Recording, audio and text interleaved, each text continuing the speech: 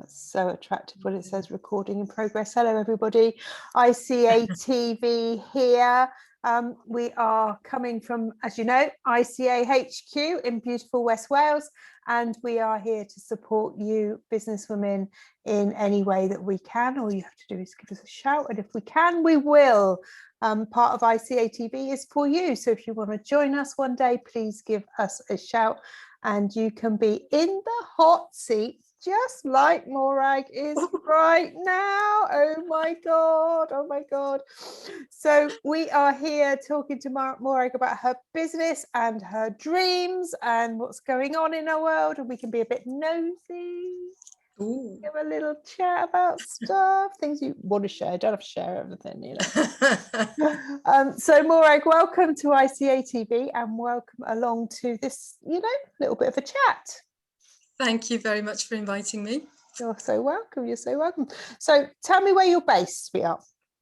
So I'm based in southwest London, right near the Thames, near Hampton Court Palace, in a little town called Teddington.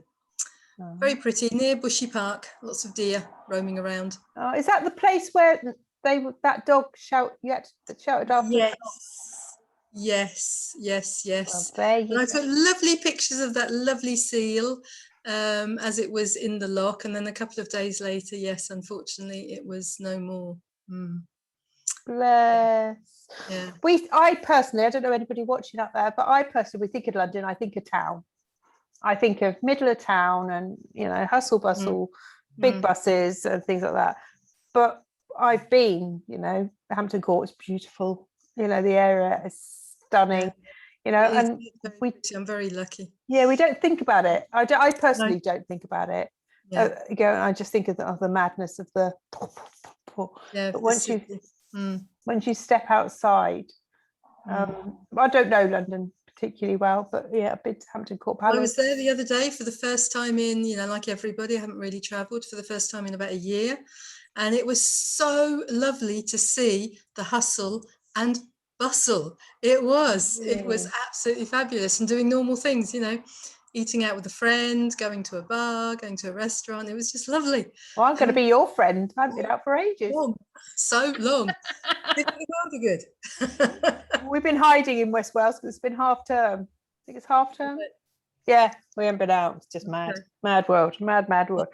But I also went out 2 weeks ago. We were in Winchester in Hampshire. Oh, that's a nice place, yeah. Stunning. But I did do personally, and whether it is a bit of anxiety, which we need to talk about in a minute, but it's the fact that I did stand at the top of the high street and look down and went, ooh, people, and it wasn't that I'm scared of the virus or anything at all like that. It's like, used to it. Oh, that's interesting, because it was just such a change. Certainly from West Wales, we don't have as many people in one place at the same time. But it is an interesting thing how it has impacted a lot of people over the last year and a half. However, many months. Everything. So that actually takes us I think we've done it before, slipped into what you actually do. So tell us about your business. Okay, so I run a business which is called Positive Actions Today, which I thought was a better title than Negative Not Doing Anything Tomorrow. Not doing it, just chill about. Yeah. So Positive Actions Today. I'm a cognitive behavioural hypnotherapist. I retrained a couple of years ago after a career in sales and marketing out there in the corporate world. So now I'm a cognitive behavioural hypnotherapist. I have two parts to my business.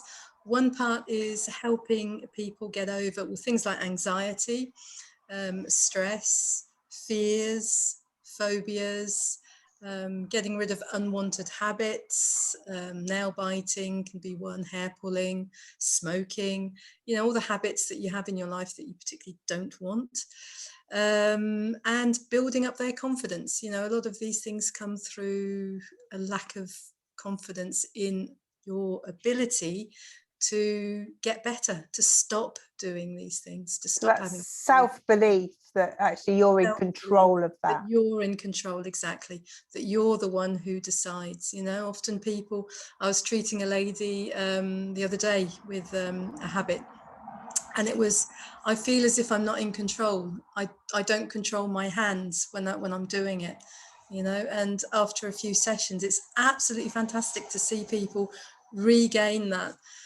confidence in themselves and that knowledge that they can control it. Takes a bit of practice, takes a bit of self-belief, but do it, you can. So that's wonderful. That's one part of my business. That's one-to-one cognitive behavioral hypnotherapy. Tell me to shut up if you want to. I could tell you to shut up if you want me to tell you to shut up. I don't think that's a good idea. That's one part of my business that I do online or face-to-face. Okay, cool. And I do it in English and French, depending on who I'm in. Oh, interesting. Yeah, because I lived many years in France, so it kind of comes, I can do either or, so that's great. Cool. And then the other part of my business, which I only do in English for the moment, is a program called Head for Sales, which is where I combine my sales and marketing experience and knowledge with cognitive behavioral hypnotherapy, so cognitive behavioral techniques, mindfulness, relaxation, and NLP.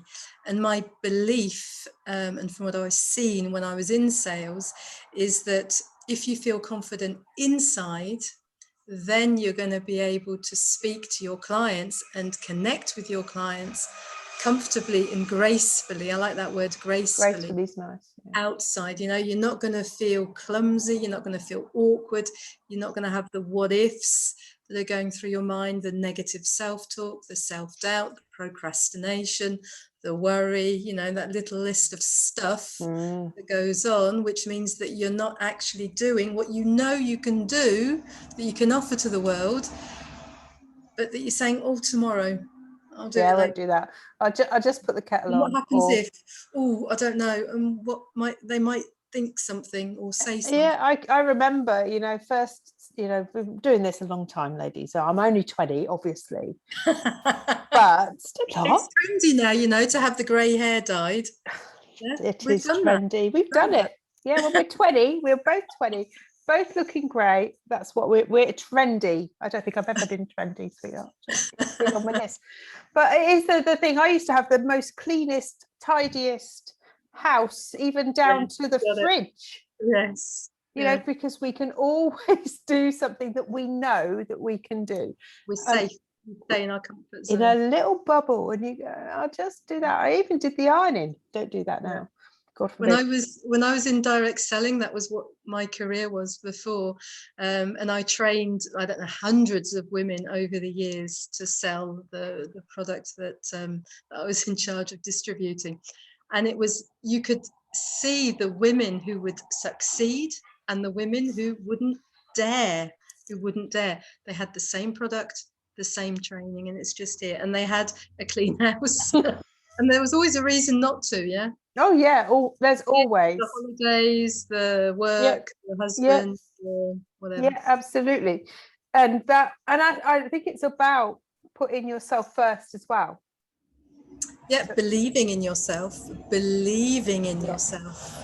and putting yourself first, and saying that you're worth it, and believing absolutely enough. Yeah, and having a word that perhaps is not trendy today, but having the diligence to start, to go through the hard times. So that's where building up self-confidence, self-belief, resilience comes in, to go through the hard times and then to come out, and not to stop at the first hurdle.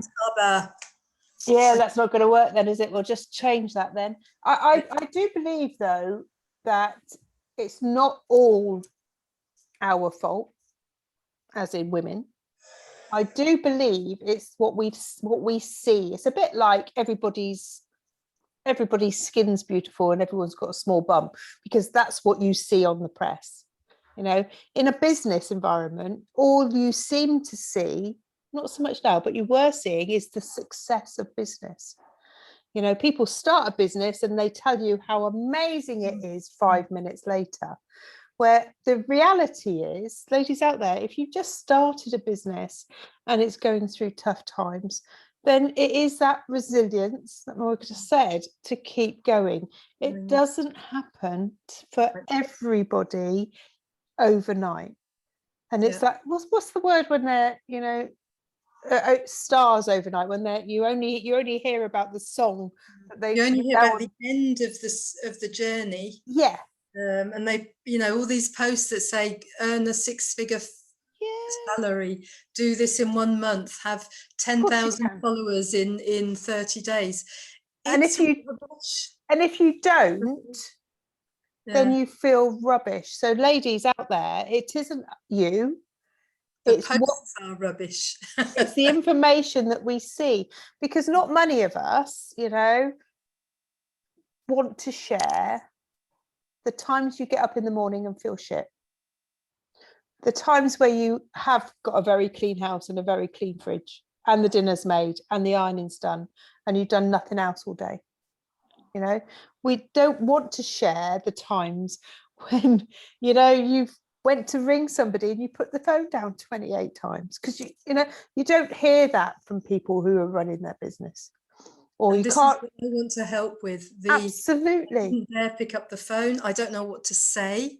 I don't really know who my ideal client is. Yeah. And once I'm with them, I don't really know what my objective is. So that's the end of my course. But the beginning of it is this: let's change what's up here, because you're the most important person in your business and life. Yeah. Yes, of course. Yeah. Yeah. You're the most important person. If you don't look after yourself, no one else is going to. Yeah. And it's about putting it inside. Yeah. My saying's no bugger else will. If you don't do it, no bugger else will. Exactly. And that's respect. Yes. Yeah, I agree. Totally agree. So your mission really is it to help? I'm asking the question, not telling you, it's your business. Is it to help the new business owners who are wishing, dreaming, hoping, or people who have started on their journey? Who is it? I would say it's the female or male? Wishing, hoping, wanting to, and also the people who have started. Yeah, because when you start, you're not sure really about what you're going, and you can hit that wall of, oh my God, I feel so scared. What have I done now? What have I done? I feel scared. And wouldn't it be easy to just slip back to what I was? Yeah. So I would say both the people who are dreaming of it, because it's going to give you a really good solid foundation, and the people who have started up and are a bit jittery. Yeah. Okay. And is it females or males or both? Females. My therapy is male or female, but I mostly work with women. And this course is for women, because I think, we do, when you look at imposter syndrome, which is, it's not a real psychological syndrome, but it does bring together the lack of self-belief, the procrastination, the self-doubt, you know, a lot of the stuff that I work with.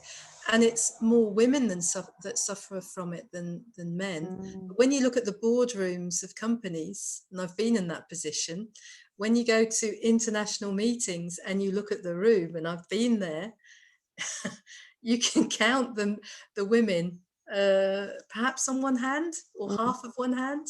Yeah. Rest all blokes. So you don't have that network of women. You don't have that network of similar people to you to connect with. So we're kind of automatically put into that imposter syndrome. I shouldn't not be here. Yeah. And we do it in different places. We do it in different, whether it's in business or whether it's, I don't know, walking in a room at a party, you know, we see it, we feel it, or even walking down the street sometimes you feel, actually, I don't belong here.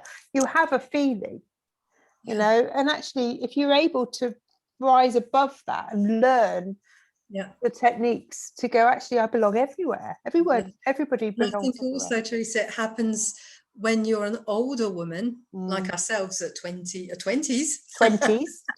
Yeah. It also happens, you know, I think perhaps even more or in a different way with older women who are not the young woman they were, in business. Ah, It can be a tricky time. It can be a tricky time. so that's sort of accepting you as you rather than what you used to be. Yes, accepting how you look, accepting how you are, accepting yourself with your experience and your wisdom, and accepting that the sometimes how other people see you is not as that young person you were, if that makes sense. Sometimes in your head you are still 20. Yes, you are still that age in your head, but Yeah. it's your external appearance that can Yeah. I don't know if I've said it before on an interview, but bless my children, you love them. But it's when you forget to do something, my children don't live with me now, they're grown up, but when they forget to, they said, Mum, do we need to talk about memory? And you go, little buggers, and now I can't catch them because they're grown-ups. But it is that society's view, I think, about women as we get older. Yes. And it's not true. Yeah. We have to stand up and be counted, whether we are 20s, 30s, 40s, 50s, 60s, 70s and above. And you can start your business in your 20s, 30s, 40s, 50s, 60s. Yeah, absolutely. And if we don't believe that, then we won't do it. Yeah, because we'll either say that we're too young, we're too old, we're too busy, we're too got a left leg, we haven't got enough of this, we haven't got enough of that, don't know how to switch the computer on, all that do this, or if the marketplace is too crowded, or I'm not good enough, all of the stuff that we can say to ourselves on our off days. Absolutely. And the important thing is being if you've got this negative lake, I call it, like a pond, is not to go and dive into it and have a good old swim in it, but to be able to stand back, suck it up, away from it. Walk away from it and go and see the field with the daisies and the buttercups. I love that analogy. I love that. I'm going to also add on there, the people around you are important. Yes. So to make sure that you're surrounded by people who believe in you. Yes. And they're not those negheads.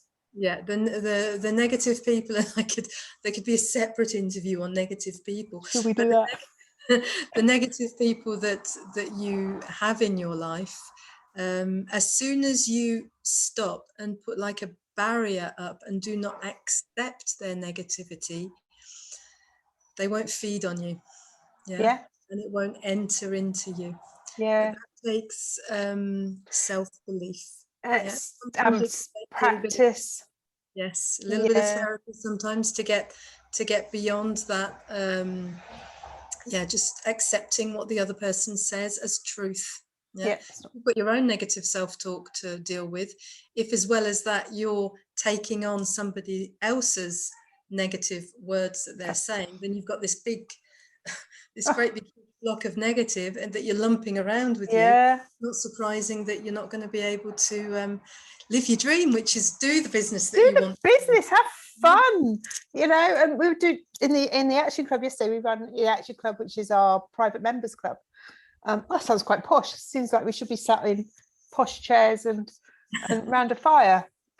No, but we don't. We sit on Zoom quite a lot and chat over Zoom. But it's about making sure that you're safe. And we were talking about bubble wrap yesterday, and because bubble wrap is a thing that it bounces back. So if you're able to know if you are in contact with people who are negative, it could be your partner, it could be your family, it could be your best friend even, but if you know that you're bubble wrapping yourself as you go into that environment, you are prepared for what it is. And then you're practiced about your reaction to that. You don't have to get involved.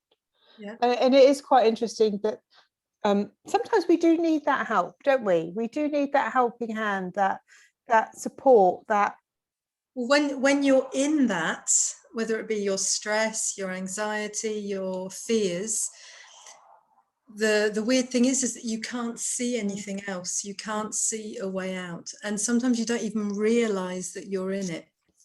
Stress is a big thing out there, and sometimes you don't even realize that you're stressed or you say, I haven't got time, I haven't got time to deal with It's myself. too bloody busy, yeah. Yeah.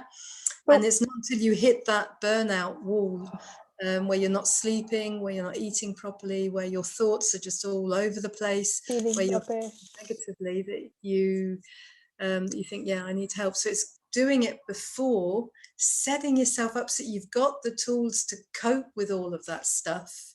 And running your own business is a different kettle of fish than going into a job with somebody saying to you, do this, do that, or you being a manager in that business, but knowing that you're in that environment. When you're on your own, you've got you and yourself. Yep. Yeah? Absolutely. And we as human beings, if we're poorly, we've been brought up, I think, if we're in this society, if we're poorly, we go to the doctor.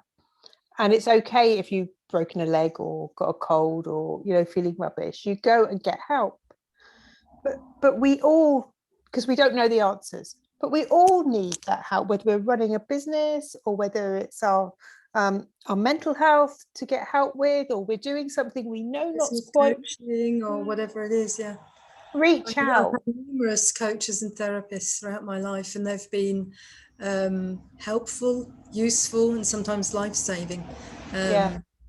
You know, Yeah. so So you can't always do it all alone. don't say, you know, and I do understand that some people go, it's actually, I can't afford it, because most of our services are paid, you know, because we are lucky in the UK to have the National Health Service, and when we are poorly, we are able to do that. But actually it is not a paid event, because you're actually getting so much back from that. You're actually getting your life back, or your business on track, or something where you're actually going, your life, your world, your health, mental and physical, is so important. I sometimes compare it to a washing machine. You know, when your washing machine breaks down? Yeah, this week, actually. What do? You go out and get another one, yeah? Oh, yeah. Repaired. You don't live without a washing machine. What happens when we break down? We do nothing. What happens when we break down? Yeah. What happens, you know, before a washing machine breaks down, often you get that clunk, clunk, clunk, clunk noise. Oh my God, yeah. So you're going to look at it and see what's wrong. Yeah.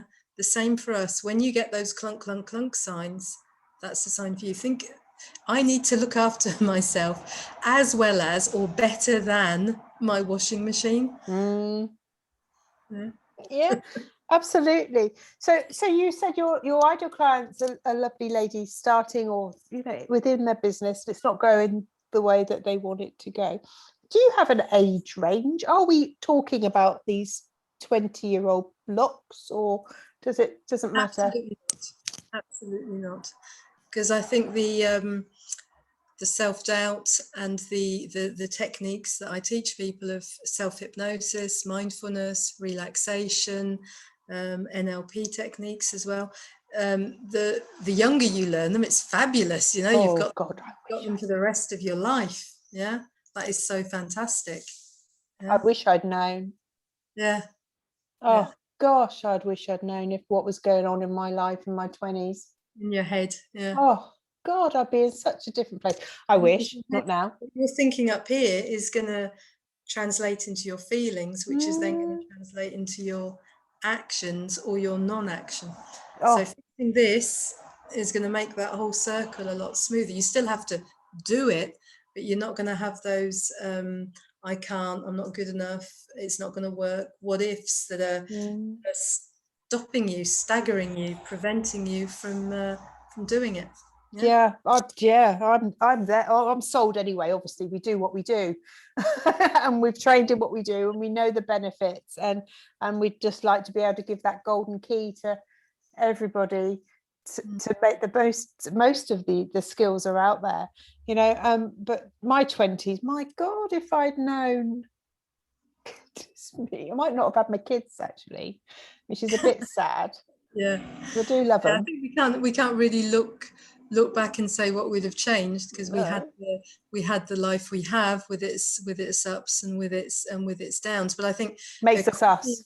equipping children, equipping young adults with this stuff it's more important than a lot of the stuff that we learn or learnt at school. Yeah. Oh yeah. I still have never used an algorithm in my life. Definitely. Yeah. I don't know. Or well, probably a couple of maths things, which is very helpful. But absolutely, there's definitely things that we learned because we had to learn them for the sake of learning. We were in a classroom and we didn't even question it. It was just we had to learn this. Whereas you can imagine learning other stuff that's going to give you the techniques to stop the negative self-talk, to stop the that ruminating, to stop the worrying. I wonder why we don't do that then. Fears, to be able to get rid of your habits. Still got them. Still got some of them. Still working on, because we are always work in progress, aren't we? So I know our little chat earlier that you were in education. Yes. I was in education as well. Slightly different education. I was a lot of special needs and support on that sort of side of things. But you were a teacher. I left England in the 80s after university. Travel the world. So I was an English as a foreign language teacher in you say special needs, some of the people that I've taught definitely have special needs. Tried teaching English to Spanish people, so I spent time in Spain, and then I spent most of my life in France after that. So I was a teacher. I taught adults and I also taught children. I taught young kids and secondary school kids. Yeah. Cool. I think it's I just think it's an amazing. And how many people came to me, especially adults, saying they start their English lessons saying, "I'm rubbish at languages." So they're coming in with the mindset. They're coming in with the mindset, "I'm rubbish at language," and what has marked them is the marks they got at school. Oh yes. Yeah, and it's still with them. So they're carrying all of that before they even get to speak anything, to speak English. And if you're looking at the business side of things, I do a lot of work with ladies in relation to their products, in relation to their profit, and profit is not the same as turnover. We're talking about all that sort of nitty gritty, and it's I can't do maths. You can't do maths because somebody's told you can't do maths. Yes, or you've got a DEF in some exam about 30 years ago. Somewhere along the line. And it is that belief, isn't it? We're going back to that circle, is that self-belief. And just because some bugger said something, it doesn't make it true. Yes, exactly. And it doesn't mean it might have been that you weren't brilliant at it then, but now is now, and you have a reason to do it, and you can learn the stuff. And once you do that, I can do this. I had that experience recently with knitting. Okay. I was, when you try to learn to knit when you're young, and my mum said, offhandedly, "Well, you're cat-handed, you'll never be any good at that." So that kind of stayed. Didn't mean it that way, but it kind of stayed here. And so when I started to knit, there was that thought in my head, and I thought, no, you can do this. You got YouTube, you got this, you got that. Go and do it. Yeah, and that's a blooming belief, isn't it? We've sat through. People who are watching, they might know my little story. We lost mum this year, and we went through a little chat with my sister in quite sad, but undertaker situation. What would you like to say? Blah blah blah blah. And all I could hear my sister saying, "Well, Teresa's just bloody awkward," because everything I say, because she's a lot older than me, that's my sister. Oh, you just. It wasn't even awkward. It was awkward. You're awkward. And it's that is that thing, and that was the first time I stepped up in my life to go, actually, it's not the right time to talk about that right now. Yeah. And it's so empowering. And it's little things in your lives, ladies, out there, that if you can go, actually, that impacts me, do something different, because it's amazing how that ripple effect thing can have an effect. And that's just, and I came out of that meeting going, well, I can do this. And it comes back to what we said before, is that our businesses don't go from there to there. Don't believe it. God, I wish. That stuff. Don't believe it when it comes up on your feed. It's not true. It's those little steps that you take each day. And I think a super important thing to have is a little notebook where you note down your successes. Even if it's a really tiny one. Today, this is what I did. And when you're feeling crap, shit, horrible, open it up and look at it. Look at it. Look at what you've done. Oh, I just believe you. Absolutely, 100%. And I think it's a bit like gardening. Notebook, because you can have it with you everywhere. Yeah. It's a bit like gardening, I think. You know, we nurture, we do things, and all of a sudden we have to decide to look at how far we've got. Because once our head's down and we're ploughing on, we don't see what we've done. Yeah. And gardening is I love the analogy. I do a lot of work in my polytunnel with people because, you know, I sit out there with my phone, because it's like that whole growth thing. And if you, every now and then you step back and look and you're, wow. I have done that, yeah. And being in your own business is so important. When you work for a company, you have the structure of HR, you have your yearly review, you have your manager saying pat on the back. Well done, you. There, you have certificates, you have celebrations, you have all of that. When you're on your own, give yourself your own certificate, give yourself your own pat on the back. Definitely. Give yourself your own yearly review that says I've done this and I've done it well. And look at that, my God. Yeah. Yeah, I totally agree. We're on the same wavelength, my darling. Hopefully, because we're very similar businesses. So helping female business owners with their businesses, and I just think it's just so empowering. And we're going to go a long way, ladies. We're going to, you know, shape this world up a bit more than it actually realizes at this moment. So I think that's powerful. Thank you so much, Morag, for joining us. Thank you, Teresa. It's been a joy. It's been really fun. Love it. Absolutely love it. And we're out here looking for people who wish to do this, very similar to what Morag's just done. Come and have a chat. Come and have a chat. Let's share about your business, but also get to know you and let people get to know you.